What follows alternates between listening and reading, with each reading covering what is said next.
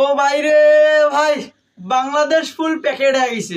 যে মায়ের দেওয়া ক্রিকেট বোর্ড সংযুক্ত আরব আমিরাতের রিকোয়েস্টে ফুল প্যাকেট এই প্রথম বাংলাদেশের ইতিহাসে এই প্রথম সংযুক্ত আরব আমিরাতের রিকোয়েস্টে বাংলাদেশ সিরিজটা হারছে।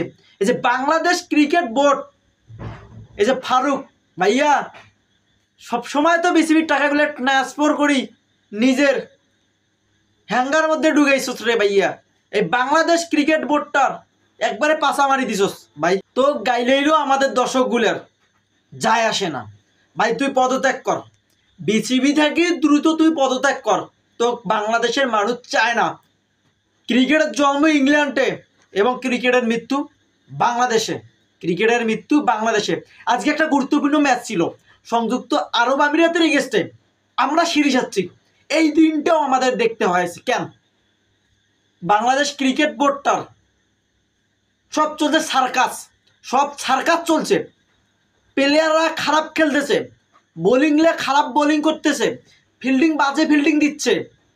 এদের কোনো জবাবদিহিতা নাই, টাকার জবাবদিহিতা নাই, প্লেয়ারের মুভমেন্ট সব কিছু জবাবদিহিতা নাই। কেন এরে বাংলাদেশ ক্রিকেট বোর্ডটাকে তোরা ধ্বংস করে দিবি কেন?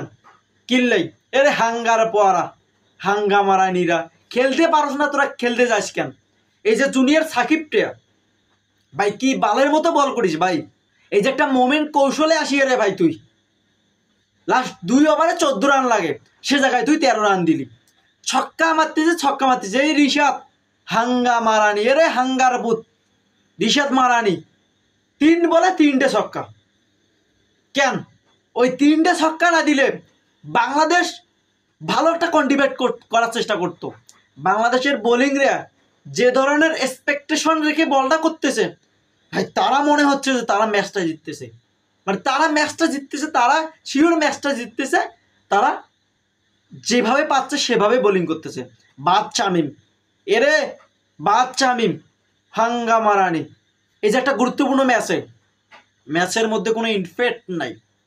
ইমন পারভেজ তাকে নিয়ে কোনো মন্তব্য করার মানে হয় না, কারণ সে একটা সেঞ্চুরিয়ান প্লেয়ারকে আপনি দ্বিতীয় ম্যাচটাতে বসাইলেন, আবার তৃতীয় ম্যাচটায় আবার দলে ডাক দিলেন কেন? সৌম্য সরকারটা কী দোষ করছিল?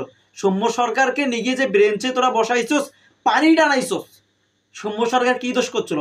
আজকের ম্যাচটায় আমি মনে করি সৌম্য সরকারকে খুবই গুরুত্বপূর্ণ ছিল, মোস্ট ইম্পর্টেন্ট ছিল সৌম্য সরকার। কারণটা কি?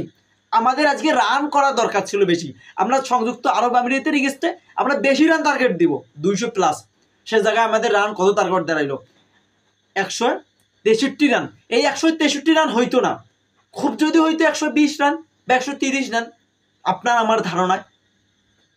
আমার ধারণায় বাংলাদেশ যেভাবে ব্যাটিং করছে শুরু থেকে, আপনার আমার ধারণায় 230 রান টার্গেট হইতো। সে জায়গায় হাসান মাহমুদ এবং শরীফুল জাস্ট অসাধারণ খেলা খেলে রানটাকে আবার বাড়াইলো 163। আর আমাদের বোলিংগুলো কী করলো ভাই রে ভাই, মানে তোদের অবস্থাটা কি? মানে তোরা সামান্য একটা ছোট টিমের এগেইনস্টে হারলি ভাই। সংযুক্ত আরব আমিরাতকে কে চেনে? তারা ক্রিকেট কোনোদিন খেলে?